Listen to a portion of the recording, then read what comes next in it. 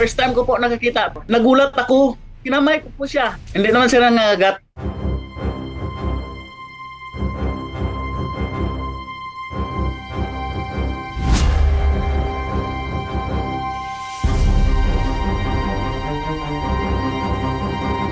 Sa manonood, pag nakakita kayo ng earthworm, huwag kayong matakot kasi hindi sila nangangagat at tataba sa lupa yung kain nila.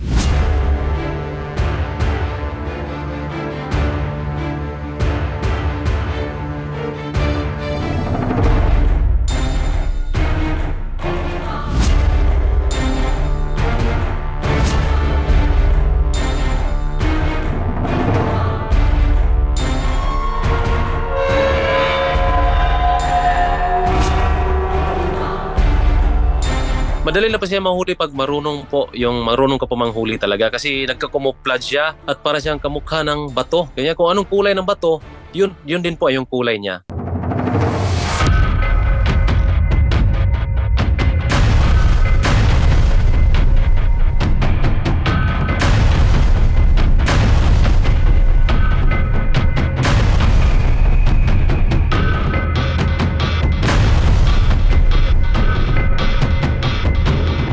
Pinakawalan na lang po nila kasi hindi raw din po nakakain eh. Makunat na daw, matanda na siguro at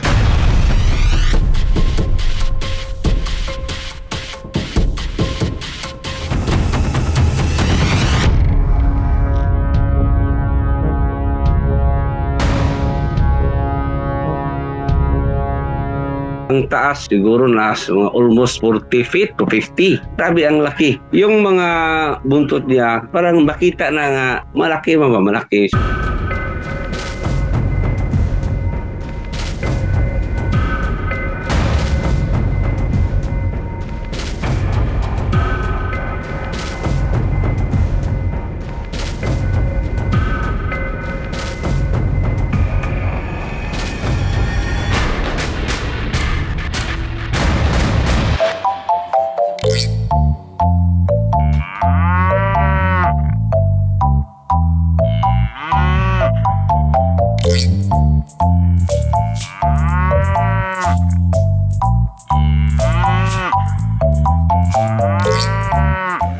Puti yan eh.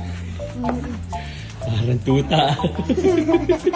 Pinuntahan na nga ng kapitan namin dito yun eh. Nagulat din eh. Kasi maraming kalabaw dito sa barangay namin. Siya lang ang gano'n. Siya lang ang naiiba.